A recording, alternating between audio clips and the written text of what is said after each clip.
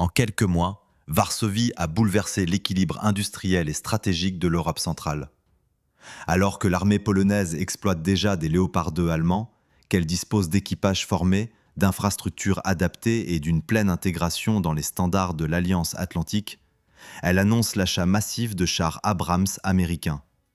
La décision surprend Berlin, interroge les états-majors et dépasse le simple cadre d'un contrat d'armement. La question s'impose immédiatement. La Pologne a-t-elle cessé de faire confiance à la technologie allemande ou bien à la fiabilité politique de son partenaire? Au moment où cette décision est rendue publique, la Pologne est engagée dans un effort accéléré de modernisation de ses forces terrestres. Le pays exploite des Léopard 2 acquis au début des années 2000, transférés depuis des stocks allemands, puis intégrés dans ses brigades blindées. Ces chars ont constitué pendant des années le noyau dur de la capacité lourde polonaise, au point que toute extension logique du parc aurait consisté à renforcer cette base existante. Les chaînes de maintenance sont en place, les standards logistiques harmonisés avec l'Alliance, les équipages entraînés selon des doctrines compatibles. En apparence, la rationalité industrielle penche en faveur d'une continuité. Pourtant, Varsovie choisit une rupture. Elle ne se contente pas de compléter ses Léopard 2. Elle ouvre un axe transatlantique direct avec Washington pour acquérir des Abrams, y compris dans des versions récentes dotées de capacités avancées de protection et de conduite de tir. Ce choix intervient dans un contexte de tension accrue sur le flanc oriental de l'Alliance, où la perception de la menace russe s'intensifie nettement après l'agression contre l'Ukraine. La Pologne se positionne alors comme acteur central de la défense régionale et réclame des garanties de disponibilité rapide, de soutien logistique solide et d'engagement politique clair. Le premier déplacement majeur se situe là. Le débat ne porte plus uniquement sur les performances comparées des chars. Il touche à la chaîne de décision et à la maîtrise du calendrier. En conservant un parc majoritairement allemand, la Pologne reste liée à des procédures industrielles et à des rythmes de modernisation qui dépendent en partie de Berlin. En se tournant vers les États-Unis, elle cherche un accès direct à une puissance militaire dont l'engagement en Europe orientale est perçu comme décisif. Le char devient un vecteur de signal stratégique. Il ne s'agit plus seulement d'acier et d'électronique, mais de confiance et de tempo. Ce basculement comporte un coût potentiel élevé.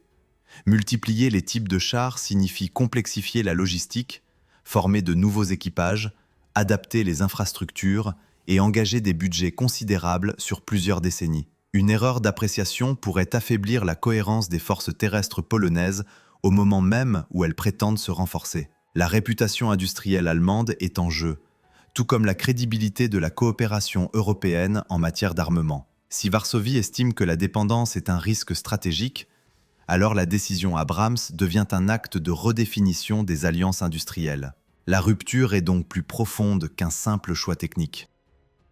Elle suggère que face à une menace perçue comme immédiate, la Pologne privilégie la garantie politique américaine à la continuité européenne. Ce déplacement du centre de gravité soulève une interrogation lourde. Si un partenaire clé du flanc oriental décide de diversifier massivement ses fournisseurs, quel message envoie-t-il à Berlin?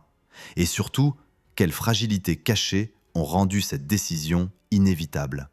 Au début des années 2000, la Pologne accepte le transfert de chars Léopard 2 en provenance des stocks allemands.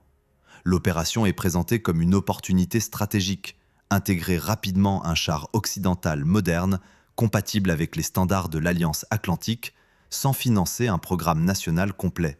Les premiers lots permettent de remplacer progressivement les matériels d'origine soviétique encore en service. Sur le papier, Varsovie renforce sa crédibilité militaire tout en consolidant son ancrage européen. Mais les conditions du transfert comportent des paramètres précis. Les chars livrés sont issus de surplus de la Bundeswehr et leur modernisation dépend de l'accès à des composants, à des mises à niveau et à une documentation contrôlée par l'industrie allemande. Toute évolution significative exige des accords techniques, des calendriers partagés et une coordination étroite avec les entreprises d'outre-Oder. La Pologne gagne une capacité, mais elle n'en contrôle pas entièrement l'évolution. Premier point de tension, la souveraineté industrielle reste partielle. À mesure que les années passent, la perception de la menace à l'Est évolue. Après l'annexion de la Crimée par la Russie en 2014, la question de la préparation du flanc oriental devient centrale pour Varsovie. La Pologne réclame davantage de présence alliée et accélère ses propres plans de modernisation. Pourtant, les Léopard 2 en service nécessitent des remises à niveau pour rester crédibles face aux évolutions technologiques. Or, ces modernisations s'inscrivent dans des processus longs, dépendant de partenaires extérieurs. Deuxième point de tension, le tempo stratégique polonais ne coïncide plus avec le rythme industriel allemand. Un élément inattendu apparaît alors dans le débat interne polonais. La Bundeswehr elle-même fait face à des défis de disponibilité et de modernisation de ses propres équipements, largement commentés dans les rapports parlementaires allemands. Varsovie observe que son fournisseur principal doit déjà réinvestir massivement pour restaurer ses propres capacités. La question devient plus large que le simple contrat initial. Si l'Allemagne peine à moderniser ses propres forces, pourra-t-elle garantir un soutien rapide et prioritaire à un partenaire en cas de crise majeure? Dans le même temps, la structure contractuelle limite la marge de manœuvre polonaise pour certaines modifications techniques ou pour une production locale complète de composants sensibles. Les discussions sur l'accès aux technologies et sur la profondeur du transfert de compétences révèlent une asymétrie. La Pologne dispose des chars, mais pas de l'ensemble des leviers industriels. L'attente initiale d'un partenariat fluide se heurte à la réalité des chaînes d'approvisionnement et des procédures d'exportation. La rupture d'attente est claire. Ce qui devait renforcer l'autonomie militaire polonaise révèle une dépendance structurelle à long terme. La question ne concerne plus seulement la qualité du Léopard 2, mais la capacité de Varsovie à décider seule de son calendrier et de ses priorités. À l'approche d'un environnement sécuritaire plus instable, cette dépendance commence à être perçue comme un risque stratégique mesurable. C'est dans ce climat que Varsovie prépare une étape décisive, transformer un simple programme d'exploitation en une modernisation profonde sous label national. L'objectif affiché est de reprendre la main sur l'évolution du parc existant. Mais cette ambition implique une renégociation technique et industrielle sensible avec Berlin. Les discussions qui s'ouvrent vont révéler jusqu'où chaque partie est prête à aller. En décembre 2015, Varsovie franchit un cap. Un accord est signé entre l'inspection de l'armement polonaise et un consortium conduit par Polska Grupa Zbrojeniowa avec la participation de Rheinmetall pour moderniser une partie des Léopard 2 A4 au standard Léopard 2 PL. L'objectif officiel est clair, renforcer la protection, améliorer les systèmes de conduite de tir et adapter les chars aux exigences contemporaines. Mais derrière l'annonce technique, une ambition plus large apparaît. La Pologne veut reprendre la main sur l'évolution de ses propres blindés. Le programme prévoit la modernisation de 128 chars dans un premier temps, avec la perspective d'étendre le périmètre. Les travaux doivent être réalisés en coopération, avec un transfert progressif de compétences vers l'industrie polonaise, notamment le site de Boumar-Labendy. Sur le papier, l'équilibre semble respecté. L'expertise allemande garantit la qualité, l'industrie polonaise monte en puissance. Pourtant, dès la phase de prototype, une première tension surgit. Rheinmetall conserve un rôle central dans la définition technique des modifications clés, notamment en matière de blindage additionnel et d'intégration des systèmes. Le tournant inattendu se produit lorsque Varsovie insiste sur une localisation accrue des travaux et sur un accès plus large à la documentation technique. L'objectif n'est plus seulement de moderniser, mais d'apprendre, de maîtriser, de décider. Pour la partie allemande, certaines données sensibles ne peuvent être transférées sans précaution. Pour la partie polonaise, sans accès complet, l'autonomie reste théorique. Le programme, présenté comme un symbole de coopération, devient un terrain de négociation serré. Deuxième point de tension, le calendrier. Le contrat initial prévoit une livraison des chars modernisés avant la fin de la décennie. Or, les essais, les ajustements techniques et les discussions industrielles allongent les délais. Chaque mois supplémentaire nourrit le doute au sein des forces terrestres polonaises, qui attendent une montée en puissance rapide face à un environnement sécuritaire plus instable. L'attente d'un partenariat fluide se heurte à la réalité d'un projet complexe où chaque modification nécessite validation. La rupture d'attente est brutale. Ce qui devait consolider la souveraineté industrielle révèle les limites d'un modèle où la technologie critique reste partagée. Le Léopard 2 PL devient un test grandeur nature de la capacité polonaise à contrôler son outil blindé. Si la modernisation échoue ou tarde trop, c'est l'ensemble de la planification des forces terrestres qui vacille. Si elle réussit sans transfert profond de compétences, la dépendance perdure sous une autre forme. Au fil des discussions techniques, une question commence à circuler dans les cercles militaires à Varsovie. Qui décide réellement du rythme de disponibilité des chars polonais en cas de crise majeure? Le programme Léopard 2PL devait apporter une réponse. Il ouvre au contraire un débat plus large sur le contrôle stratégique. Et alors que les retards s'accumulent et que les coûts sont réévalués, un événement extérieur va brutalement accélérer tous les calculs. Les premiers exemplaires modernisés tardent à sortir des ateliers. Les essais techniques révèlent des écarts entre l'état réel des chars livrés pour modernisation et les hypothèses initiales du contrat. Certaines coques présentent une usure plus importante que prévu, ce qui nécessite des travaux supplémentaires non anticipés. Le calendrier glisse. Ce qui devait être un programme maîtrisé devient un chantier plus lourd, plus long et plus coûteux. Deuxième tension immédiate, le budget.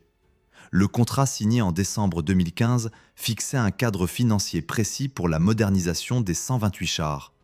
Or, les ajustements techniques, les adaptations structurelles et les retards entraînent des discussions sur des avenants. Chaque renégociation alimente le débat politique à Varsovie. L'opposition interroge la gestion du programme. Les militaires s'inquiètent du décalage entre planification et réalité. Le Léopard 2PL cesse d'être un simple projet industriel et devient un sujet sensible au Parlement. Un tournant inattendu apparaît lorsque la question de la documentation technique refait surface. Pour effectuer certaines réparations complexes et intégrer des modifications supplémentaires, les équipes polonaises ont besoin d'un accès élargi à des données détaillées. Les négociations autour de ces documents deviennent un point de friction discret mais décisif. Sans accès complet, la montée en compétences nationales reste limitée. Avec un accès trop large, le partenaire allemand craint de perdre le contrôle de technologies sensibles. Le désaccord ne se joue plus seulement sur les délais, mais sur la profondeur du transfert de savoir.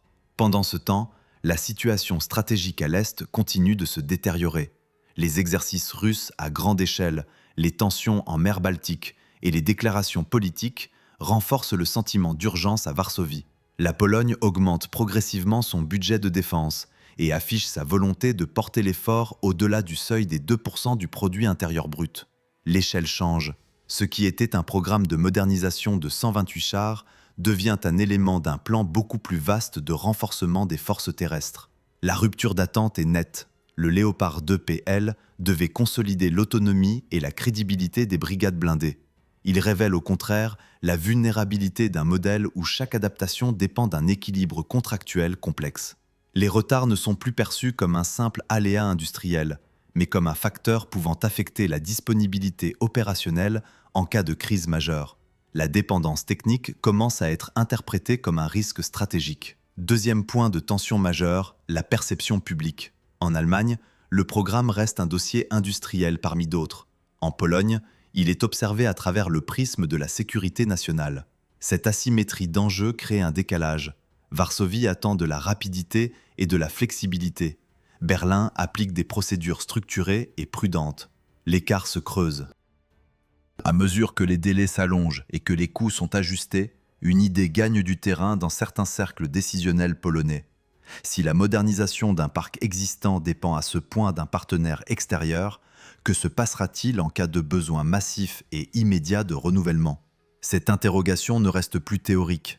Elle coïncide avec un événement géopolitique majeur qui va balayer les prudences et accélérer toutes les décisions. Dans les semaines qui suivent, Varsovie doit choisir entre attendre, renégocier ou changer radicalement d'axe. Le 24 février 2022, l'invasion à grande échelle de l'Ukraine par la Russie transforme instantanément les équilibres sécuritaires en Europe centrale. Pour Varsovie, la menace cesse d'être théorique. La guerre se déroule à sa frontière orientale. La priorité devient immédiate, renforcer le flanc oriental de l'Alliance et soutenir Kiev sans délai. La Pologne décide de transférer à l'Ukraine une partie de ses chars d'origine soviétique, notamment des T-72 modernisés. Ce choix est stratégique et risqué. Chaque véhicule envoyé affaiblit temporairement les capacités nationales. Varsovie assume ce risque, mais exige en parallèle un rééquipement rapide. Le calendrier n'est plus celui d'un programme industriel sur plusieurs années. Il se mesure désormais en mois. Première tension majeure, le remplacement. La Pologne attend des partenaires occidentaux une accélération des livraisons et une clarification politique sur l'envoi de chars lourds modernes à l'Ukraine. Berlin adopte une position prudente concernant le transfert de Léopard 2 vers Kiev. Les débats publics en Allemagne sur le risque d'escalade sont largement médiatisés. À Varsovie, cette prudence est interprétée comme un ralentissement stratégique au moment le plus critique. Deuxième point de tension, la masse. Les besoins polonais ne se limitent plus à moderniser 128 chars. L'objectif affiché est de porter le nombre total de chars modernes à un niveau nettement supérieur, dans le cadre d'un plan de renforcement massif des forces terrestres. Le gouvernement annonce son intention d'augmenter significativement les effectifs et les équipements lourds. L'échelle change brutalement. La question n'est plus d'optimiser un parc existant, mais de reconfigurer l'ensemble de la composante blindée.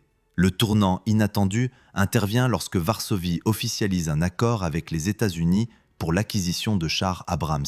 En 2022, un premier contrat est signé pour l'achat de chars M1A2 SEP-V3. Quelques mois plus tard, un second accord porte sur des M1A1 dans une configuration adaptée. L'ampleur est inédite. Plusieurs centaines de chars doivent être livrés sur un calendrier accéléré. La Pologne ne choisit pas une solution transitoire.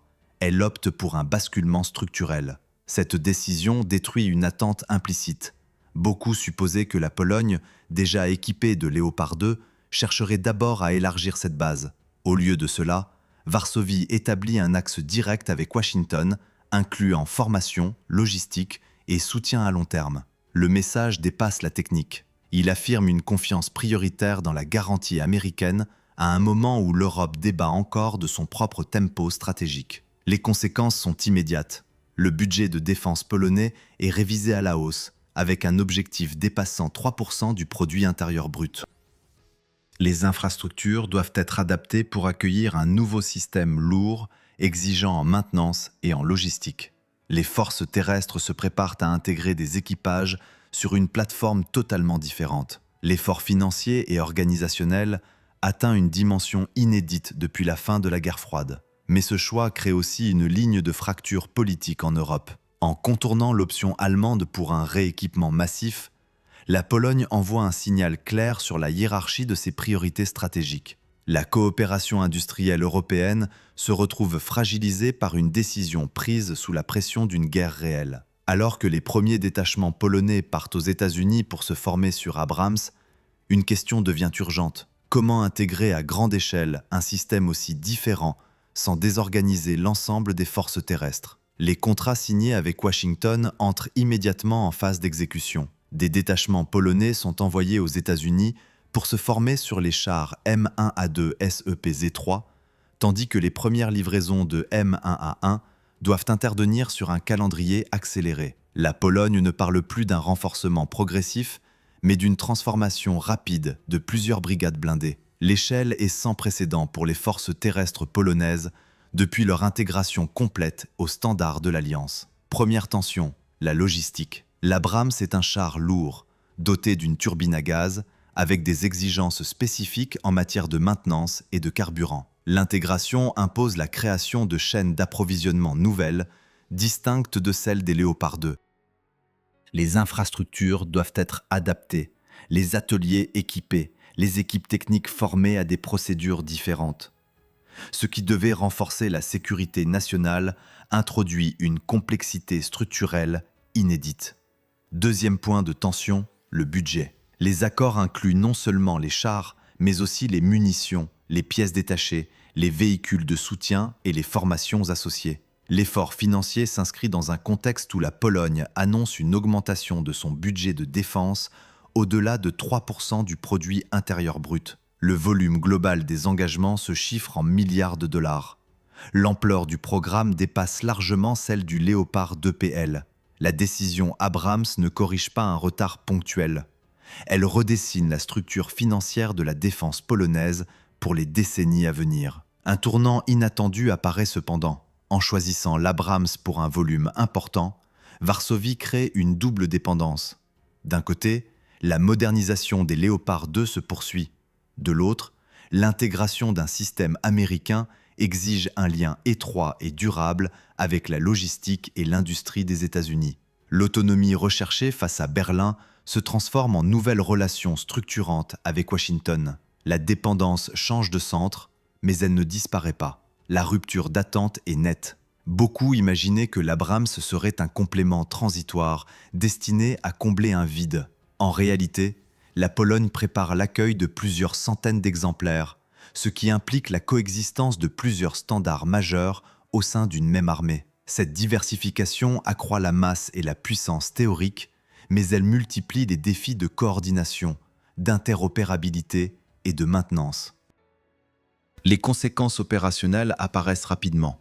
Les planificateurs doivent répartir les différents types de chars entre unités, adapter les doctrines d'emploi et prévoir des stocks séparés de pièces et de munitions. Chaque choix organisationnel devient stratégique. Une erreur de répartition pourrait affaiblir la disponibilité réelle au moment critique. La montée en puissance est rapide, mais elle repose sur une architecture plus complexe qu'auparavant. Alors que les premières formations s'intensifient et que les infrastructures sont adaptées à marche forcée, un nouvel acteur s'invite dans l'équation. Il ne vient ni de Berlin ni de Washington.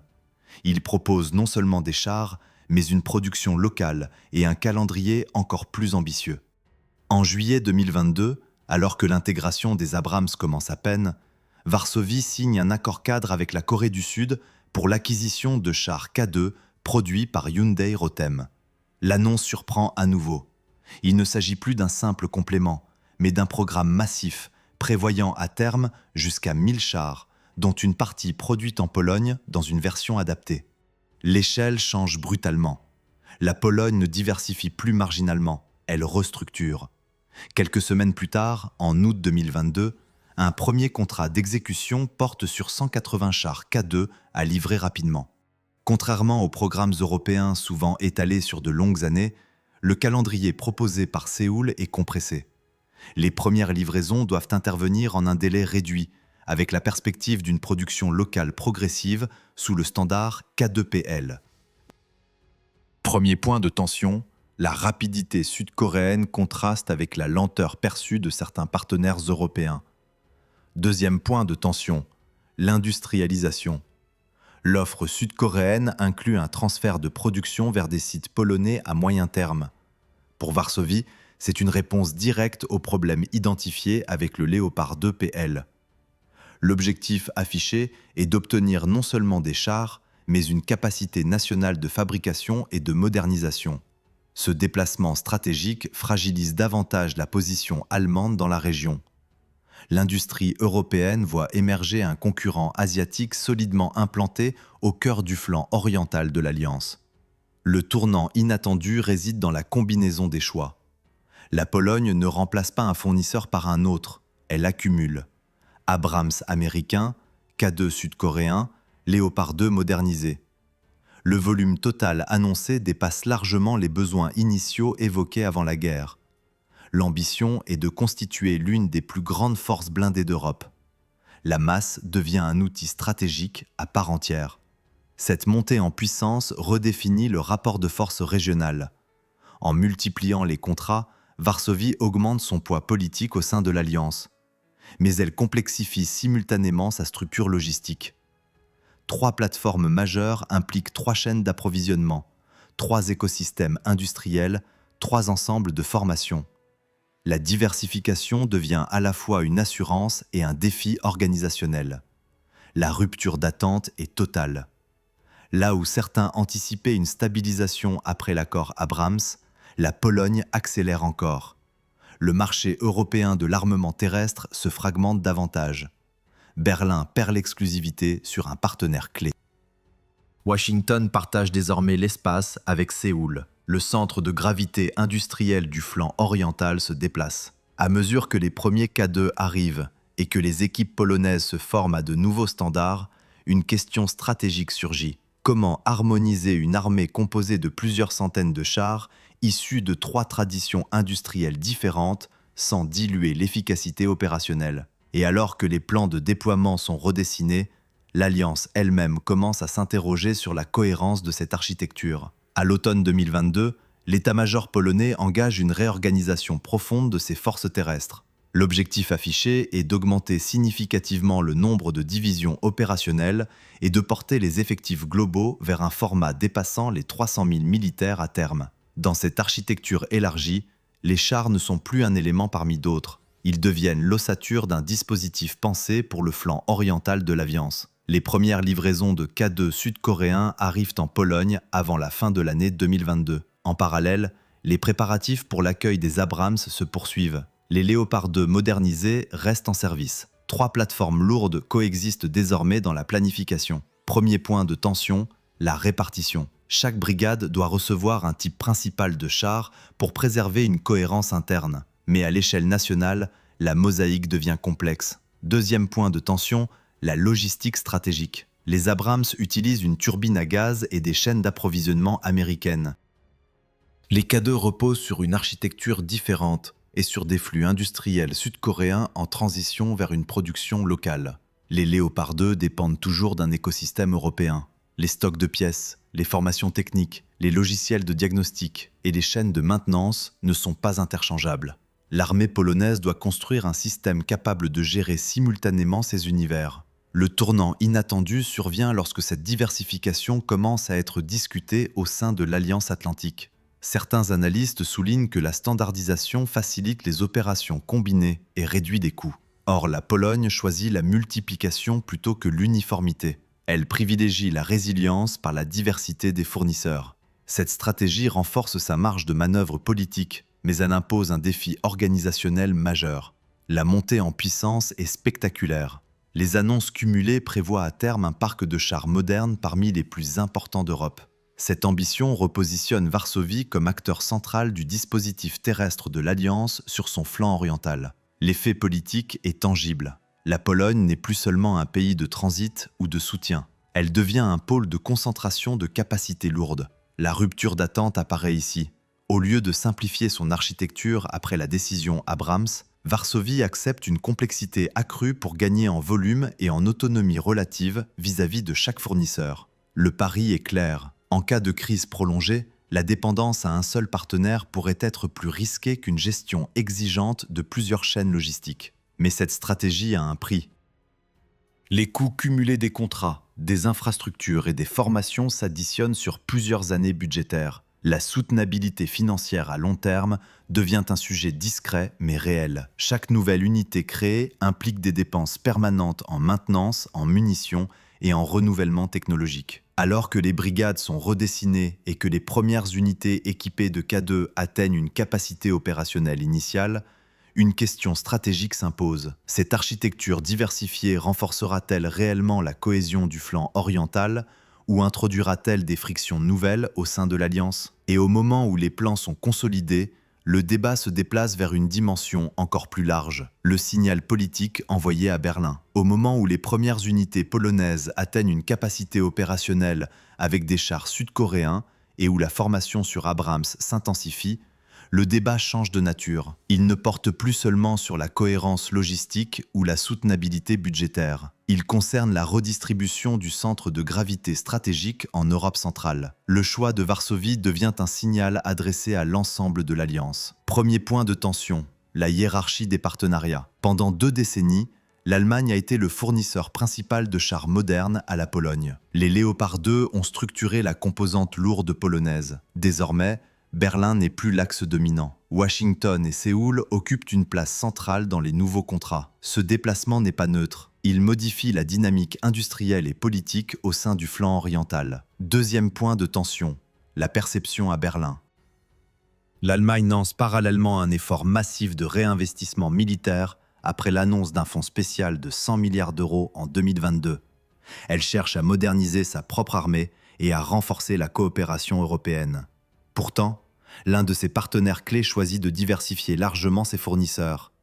La décision polonaise fragilise l'idée d'une consolidation européenne autour d'une base industrielle commune pour les blindés lourds. Le tournant inattendu réside dans la simultanéité des mouvements. Alors que l'Europe discute d'autonomie stratégique et de coopération renforcée, La Pologne affirme sa sécurité par une logique de pluralité des dépendances. Elle ne rompt pas avec l'Alliance, elle redistribue ses points d'appui. La confiance n'est plus concentrée sur un seul partenaire européen. Elle est fragmentée entre plusieurs centres de puissance. La montée en puissance annoncée des forces blindées polonaises, combinant Abrams, K2 et Léopard 2 modernisés, place Varsovie parmi les acteurs terrestres les plus ambitieux du continent. Cette masse potentielle redéfinit la posture de dissuasion sur le flanc oriental. Elle augmente la capacité de réaction en cas de crise majeure. Mais elle crée également une architecture complexe, où la coordination industrielle et politique devient cruciale. La rupture d'attente est totale pour ceux qui voyaient dans la coopération germano-polonaise un pilier stable. Le choix Abrams n'a pas été un simple achat opportuniste. Il a constitué un acte stratégique dans un contexte de guerre ouverte en Europe. Il a déplacé le débat du terrain technique vers celui de la confiance politique et de la vitesse de décision. Aujourd'hui, la question ne porte plus sur la performance comparée des chars. Elle concerne l'architecture future de la sécurité régionale. Si chaque État du flanc oriental adopte une logique similaire de diversification accélérée, l'industrie européenne devra s'adapter ou perdre du terrain. Si, au contraire, une nouvelle coordination émerge, elle devra intégrer cette réalité multipolaire. La Pologne a fait son choix sous la pression d'un conflit réel, en acceptant des coûts élevés et une complexité accrue. Ce choix redessine les équilibres au sein de l'Alliance plus vite que ne l'avaient anticipé de nombreux décideurs. Reste une interrogation suspendue. Cette redistribution du centre de gravité marque-t-elle le début d'une nouvelle architecture de sécurité en Europe centrale, ou bien une réponse exceptionnelle à une crise exceptionnelle? Si cette analyse vous a apporté un éclairage utile, mettez un like, écrivez votre point de vue en commentaire et abonnez-vous pour les prochains épisodes.